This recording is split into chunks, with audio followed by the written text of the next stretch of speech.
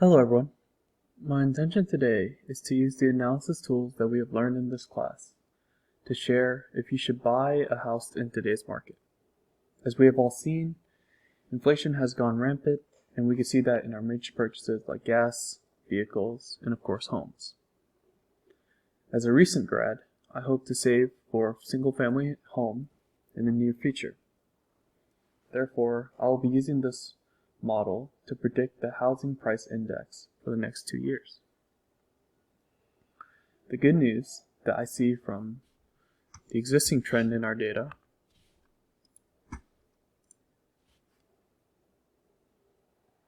is that the price index for the United States has been going down.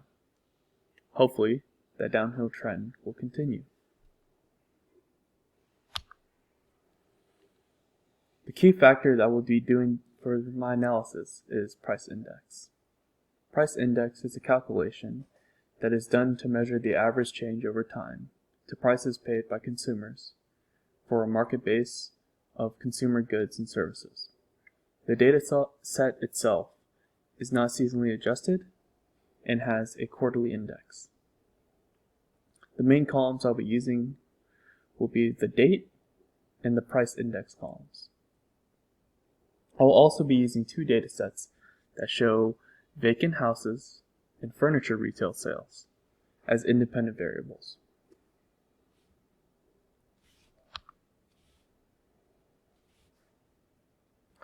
For this analysis, I will be using a naive mean forecast, an ETS model, and a multiple time series regression. So for the naive mean forecast. The naive forecast focuses on the most recent data to make a forecast. It's just an easy method to use, and it's the quickest to observe. However, because of that, it is still limited than other methods. Our naive forecast predicted that the market would continue being high, even though the actual testing data decreased.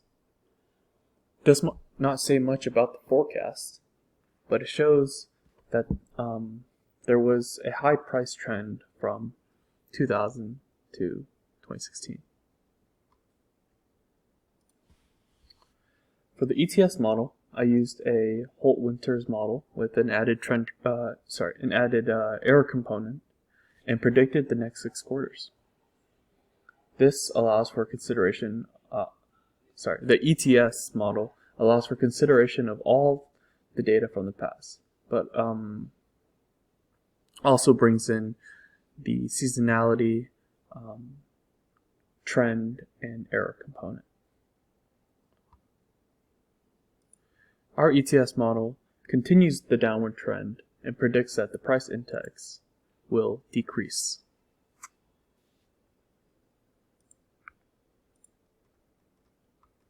Lastly, I did a multiple time series regression.